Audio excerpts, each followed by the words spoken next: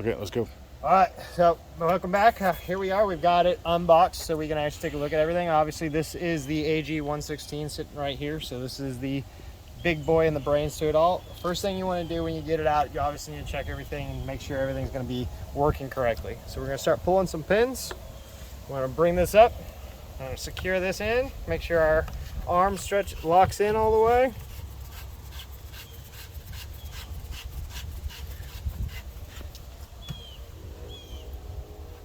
Go.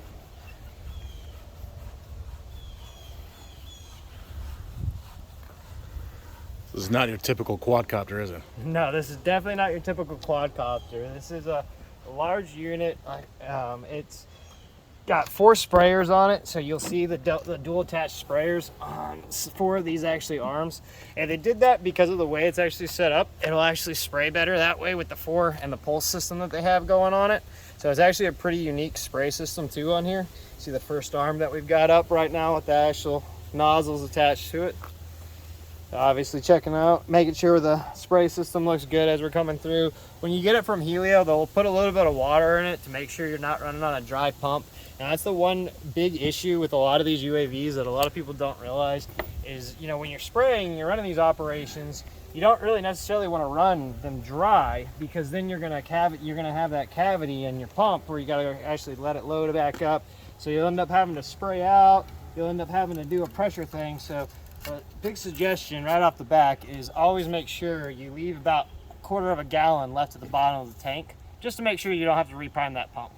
So that's just kind of right off the back something to think about. But that's kind of why they actually already threw that water in, is so that it's already primed for that first time when you go to pull it out. So.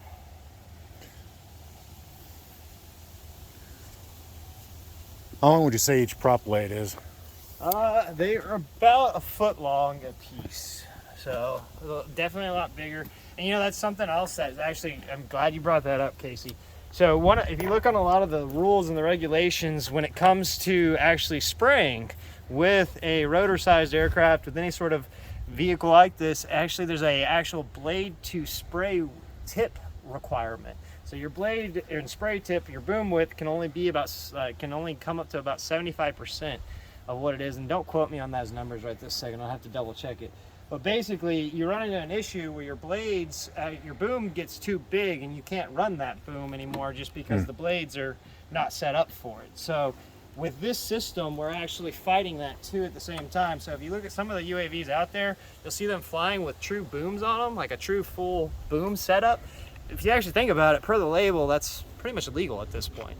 It's not actually a legal application because that boom is definitely over the size of the actual blades that those UAVs are spinning. So per the label, you're kind of in a gray area right there, but I would lean more towards you're illegal at that time. And this is why we've kind of moved to this pulse system that you're seeing now. These smaller booms, we don't actually have a true boom like you see in that and some of the UAVs out there, but it definitely still falls in the legal realm. So something to also think about while you're out there when you're looking at these units. Are you going to be legal per the label? You know, label is the law. That is all, that's what it boils down to, guys. Can you pick up that far end and tilt it just so I can get a size of scale, like how big this thing is? Yeah. And remember, this is on a regular table right now, so this is kind of showing that. Well, bam. I mean, we probably got about a 5-foot span on it all together around. That's incredible. Stay right there. Awesome. So now we've got all the arms out. That was the first thing we wanted to do, obviously. We want to get the propellers checked out next too, make sure all of our propellers are moving freely as they should. Everything is looking great so far. The one thing I will say, and one of the reasons why we chose Hylio, is because they are very proud of their material and they take really good care in getting it out to you. They are really good about making sure everything is in its tip-top shape. I literally got to see this thing being built. It was pretty neat. So it's a really cool process working with Hylio in that aspect too. But we are blade out. We are good. This is your signal right here. So you got everything going there. We've got a good signal. We got our good antenna right here. You have your GoPro set up on the other side over there. You got your main tank. You've got the 4 different props set up with the 4 different spray systems on it. So that is a good looking UAV right there. Now, as far as the battery goes, just so everyone's aware, this is actually where your battery will end up sitting, is right here.